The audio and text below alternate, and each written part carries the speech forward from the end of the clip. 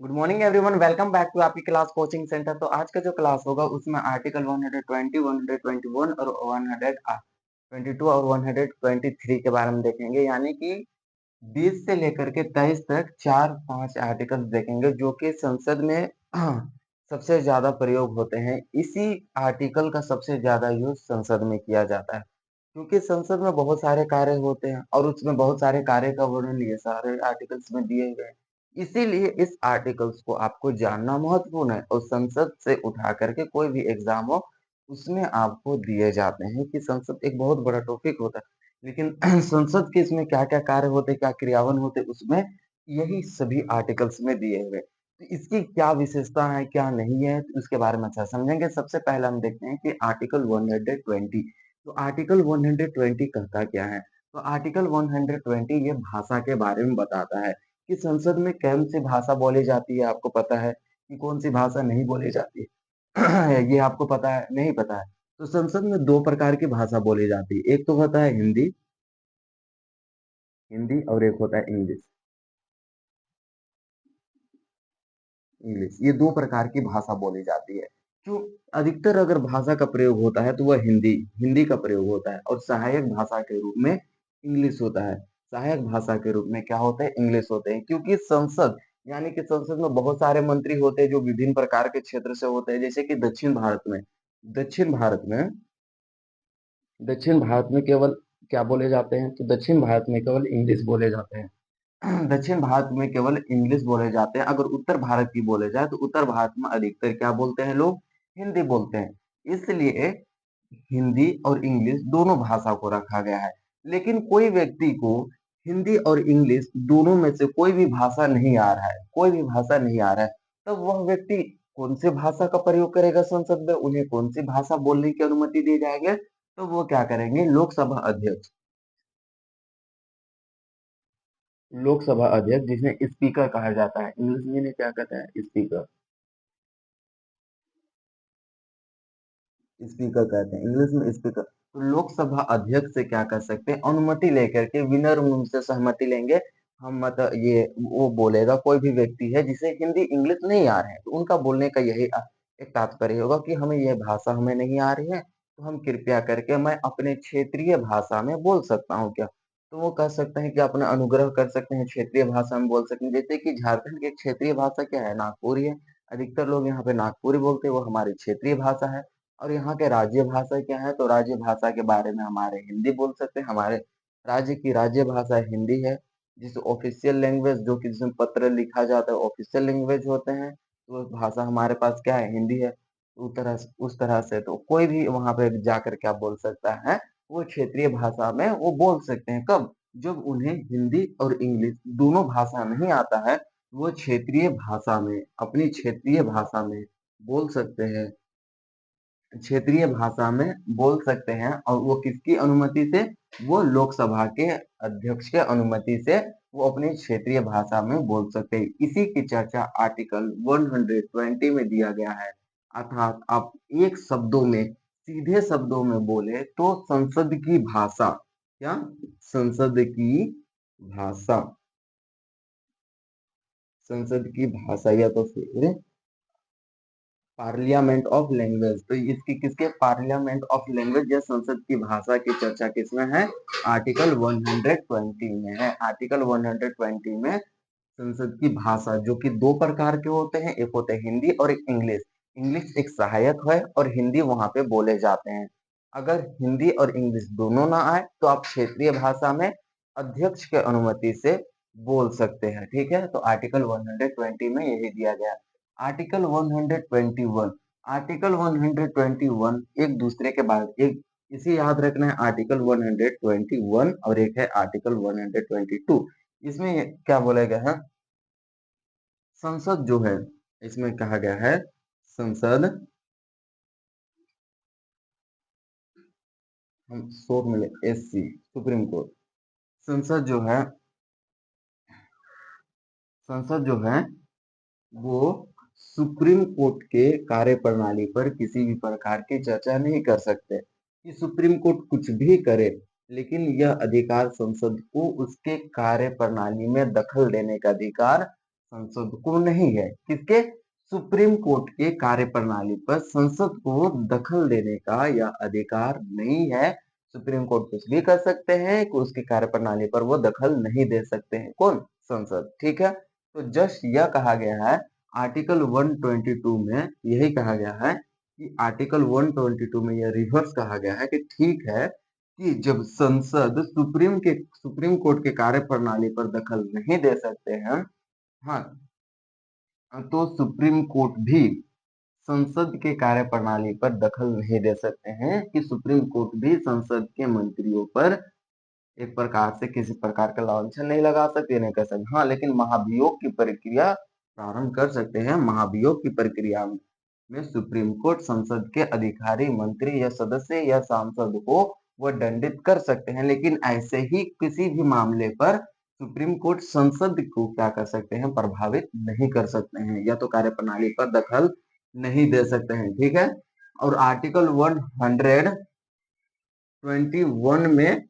संसद supreme court के कार्यप्रणाली पर कोई दखल नहीं देगा, और आर्टिकल 122 में सुप्रीम कोर्ट संसद के कार्यप्रणाली पर दखल नहीं देगा। इसी के चर्चा ये दोनों आर्टिकल में दिए गए हैं। तो आपको क्या आर्टिकल 121 और आर्टिकल 122 अच्छे से समझ में आ गया?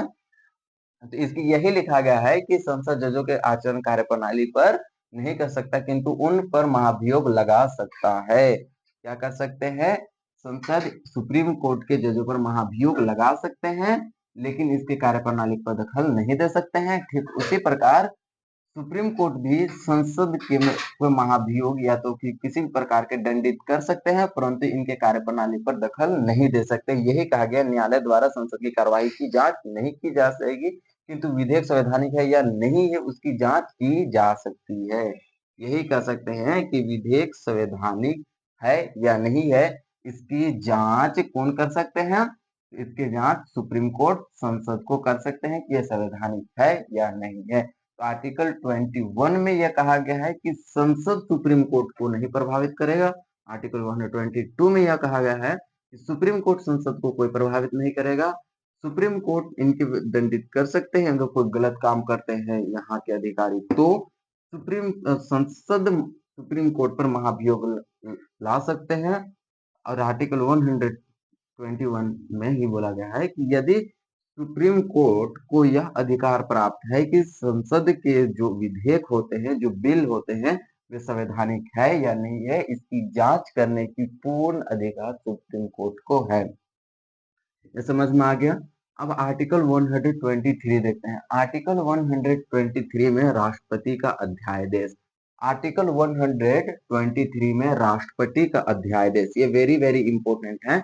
यह राष्ट्रपति के अध्यादेश है, परंतु अगर पूछा जाए इसमें एक को हटा करके एक यहाँ डाल दीजिएगा, तो ये राज्यपाल के अध्यादेश की चर्चा आर्टिकल 213 में दिया गया है। ठीक है, लेकिन अगर एक को आगे डाल दीजिएगा तो ये राष्ट्रपति के और अभी राज्यपाल के। ठीक है, आप ऐसे कर सकते हैं 1 2 3। आर्टिकल 123 में किसके अध्यादेश है? राष्ट्रपति के। बहुत ही महत्वपूर्ण है अध्यादेश। अध्यादेश के बारे में जानना आपको आवश्यक है, अध्यादेश क्या होते हैं और क्या नहीं होते हैं। तो आर्टिकल 123 में राष्ट्रपति का अध्यादेश, 1 को आगे से हटा के बीच में डाल दे, ये क्या हो जाएंगे? ये राज्यपाल के अध्यादेश, जिसकी चर्चा आर्टिकल 213 में है। समझ में आ गया? तो सबसे पहले हम आर्टिकल 123 राष्ट्रपति के अध्यादेश देखते हैं, ना कि राज्यपाल के। ठीक है, तो राष्ट्रपति के अध्यादेश क्या होते हैं? मान के चलिए हम आपको पढ़ाए थे कि 3 सत्र होते हैं संसद में, 3 सत्र होते हैं। पहला कौन सा सत्र होता है? बजट सत्र। बजट सत्र, ठीक है, बजट सत्र। और एक होता है तीसरा सत्र होता है, दूसरा सत्र होता है मानसूनी सत्र। मानसूनी सत्र।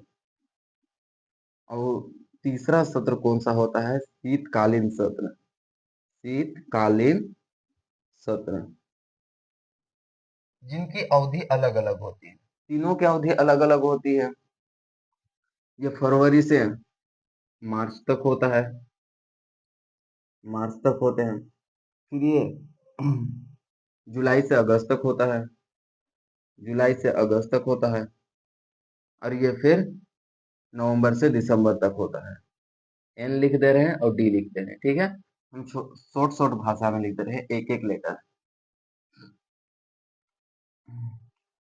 बजट सत्र फरवरी से आपका हो जाएगा मार्च, ठीक है। मानसूनी सत्र जुलाई से कहाँ पे पहुंच जाएंगे आपके, अगस्त। और शीतकालीन सत्र ये नवंबर से दिसंबर तक होते हैं, ठीक है। ये 3 सत्र होते हैं। तो इन दोनों सत्रों की बीच की अधिकतम गैप, अधिकतम दूरी, या तो बोल सकते हैं अधिकतम गैप कितना होता है, 6 मंथ का होता है। 6 मंथ का होता है, ठीक है। 6 मंथ का होता है। और यही गैप 6 मंथ का होता है, यानी कि एक सत्र प्रारंभ हो गया, अब दूसरा सत्र प्रारंभ होने के लिए अधिकतम की बात की जाए तो कितने होते हैं, 6 मंथ होते हैं। अब 6 मंथ गैप आ गए तो इस दौरान संसद में कोई सत्र चल रहे हैं, नहीं चल रहे हैं, ये संसद के सत्र है, ठीक है। तो संसद में कोई सत्र नहीं है, तो राष्ट्रपति को यह अधिकार होता है कि जब ऐसी स्थिति हो और कुछ विशेष विशेष आपातकाल कानून बनाने हो, या तो ऐसा सम, समस्या, एक ऐसी स्थिति आ गई कि राष्ट्रपति को कोई कानून बनाना होता है, तो राष्ट्रपति क्या करते हैं कि वह अध्यादेश जारी करते हैं, अध्यादेश।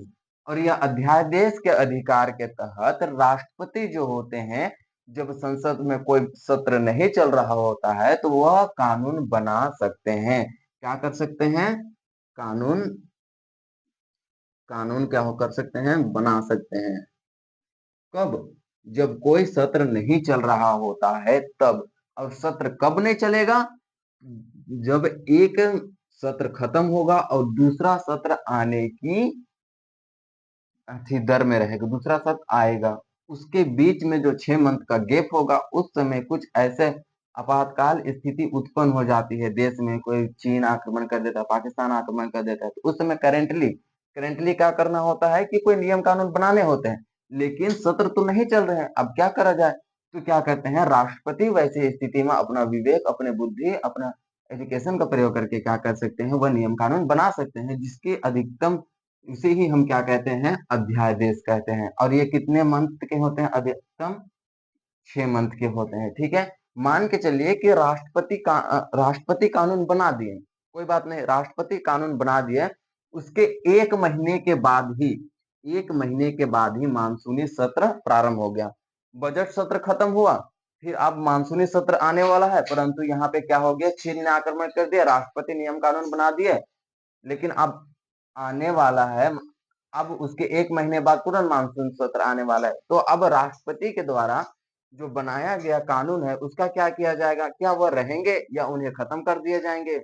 ये सबसे बड़ा प्रॉब्लम या सबसे बड़ा सवाल यहाँ पे उठता है कि क्या वो कानून को रखना चाहिए या खत्म कर देना चाहिए। तब यहाँ बात आती है कि राष्ट्रपति के द्वारा उस समय जो कानून बनाए हैं वो मात्र 42 दिन का ही रह जाता है। कितने दिन का, टोटल 42 दिन का ही रह जाता है। 7 छक 42, 7 छक कितने होते हैं, 42, 6 सप्ताह के हो जाते हैं, ठीक है। 6 सप्ताह के ही हो रह जाते हैं, 6 सप्ताह ही कहा जाता है। वह राष्ट्रपति के द्वारा बनाया गया कानून मात्र 42 दिन के ही रह जाते हैं। इसी को हम क्या कहते हैं, राष्ट्रपति का अध्यादेश। अध्यादेश का अर्थ होता है, या तो राष्ट्रपति के अध्यादेश का क्या क्या अर्थ होता है कि जब संसद में कोई सत्र ना चल रहा हो, सीधे शब्दों में बोला जाए, जब संसद में कोई सत्र ना चल रहा हो और उस समय ऐसी स्थिति उत्पन्न होती है देश में और नियम कानून बनाने की अति आवश्यक होते हैं, तब राष्ट्रपति क्या होते हैं कि अपने विवेक और बुद्धि से नियम कानून बनाते हैं, जिसे ही राष्ट्रपति का अध्यादेश कहते हैं, जिसकी चर्चा आर्टिकल 123 में है। और वह अगर फिर दूसरा सत्र प्रारंभ हो गया तो राष्ट्रपति के द्वारा बनाए गया जो नियम कानून होते हैं वह मात्र 42 दिन के ही रह जाते हैं, उसके बाद ये स्वतः ही समाप्त हो जाते हैं। समझ में आ गया, तो इसी को हम क्या कहते हैं, राष्ट्रपति के अध्यादेश, जिसकी चर्चा आर्टिकल 123 में है। आगे का क्लास में देखेंगे आर्टिकल 124 सुप्रीम कोर्ट। आर्टिकल 124 से लेकर के आर्टिकल 131 तक देखेंगे, जिसमें सुप्रीम कोर्ट की चर्चा है, सुप्रीम कोर्ट का गठन कैसे होता है, सुप्रीम कोर्ट में जजों की नियुक्ति कैसे होती है, सुप्रीम कोर्ट होते क्या है, इसके बारे में अच्छा से समझेंगे। फिर नेक्स्ट क्लास में फिर मिलते हैं। इस क्लास के लिए आप सभी को बहुत ही अच्छे से समझ में आया होगा। धन्यवाद, थैंक यू, जय हिंद, जय भारत।